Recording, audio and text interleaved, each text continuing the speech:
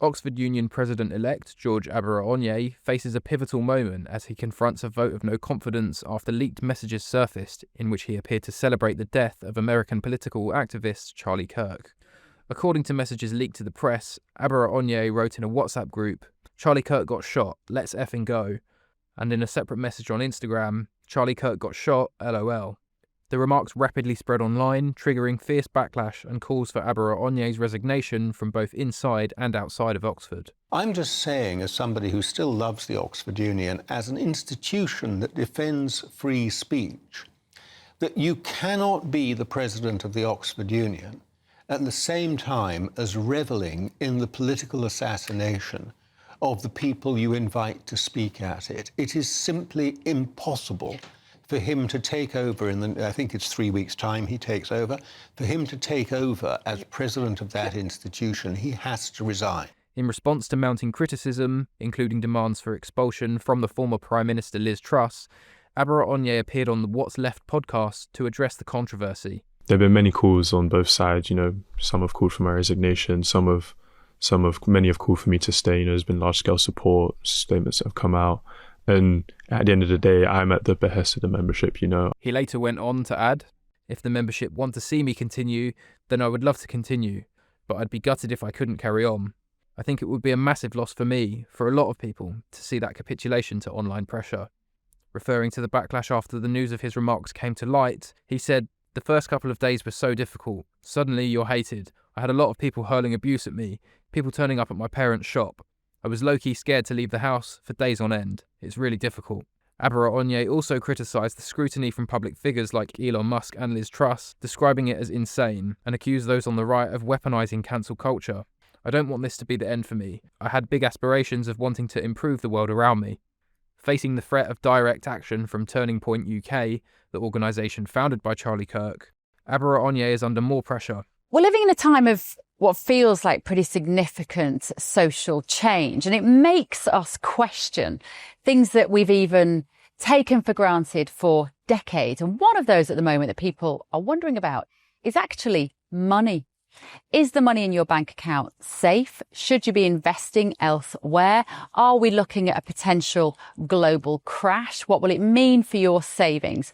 Is there a way that you could be using your money that might be outside of government control even? Well, TallyMoney is potentially one solution.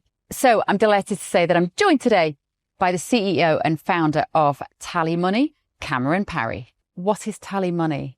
Well, at TallyMoney, you basically get gold you can spend. So we give people an individual account in their name, everyday account. They get a sort code, an account number. They use that account just like they would pounds from their bank, but it's milligrams of gold that we brand as Tally. Okay. Why would you do that, though? What is the benefit to the customer instead of just having a normal pound sterling account? Gold's performance against the pound is above 11% per annum over the last 25 years on average. But we still need money in our daily lives, and we have savings. We know that it's good common sense and prudent to save up for things, not just live in credit. Whether it's a holiday or a rainy day, your retirement planning, you need to have money in your life, basically, that you can rely on, that's dependable, that nobody meddles with, that nobody can weaponise against you, which is another element of government control when it's the government currency, which we could talk about another time. And it should be pretty simple and straightforward, and that's what we deliver at Tally. And really, we just want people to feel safe and happy with their money. There was a time when the bigger your bank balance, the more confident you felt. Now it's like, I need to do something with it. I can't leave it there. In Tally, you can. Okay, brilliant. Cameron Parry from TallyMoney, thank you so much. Thank you, Bev.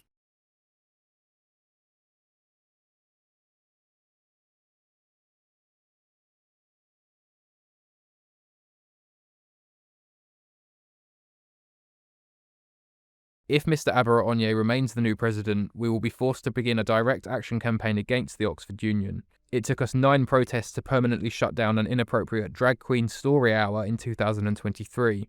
We reckon it'd take us less than 5 to shut down the Oxford Union. There must be consequences for those who celebrate and call for our deaths.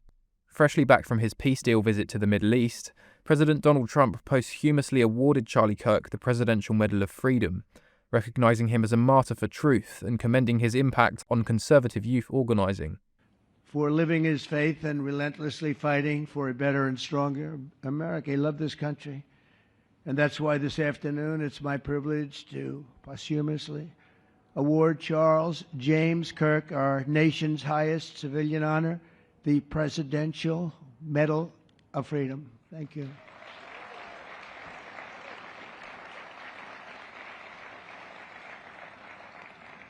As you know, only hours ago, I returned from a very historic trip to secure peace in the Middle East. People said that couldn't be done. Charlie felt it could be done. Charlie felt it could be done. Thank you. In a parallel move, the US State Department announced that it had revoked 6 visas from foreign nationals identified as celebrating Charlie Kirk's death on social media. They cited the country has no obligation to accommodate foreigners who wish death on Americans.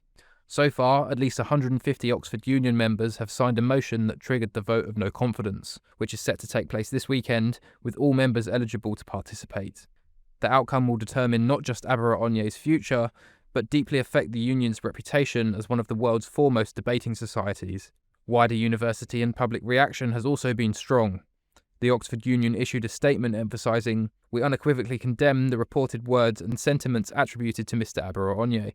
These views are his own and do not reflect those of the Union or the values of our institution." Oxford University commented that the Union is independent and condemned any remarks seemingly promoting violence, whilst also indicating that disciplinary action remains outside of their jurisdiction. Abaraonye later deleted the contested posts and expressed regret. In statements to multiple outlets, he said, "No one should be subjected to political violence. Whilst I may have had significant disagreements with Mr. Kirk's political stance, we all deserve dignity in death, and I offer my sympathies to his family and loved ones."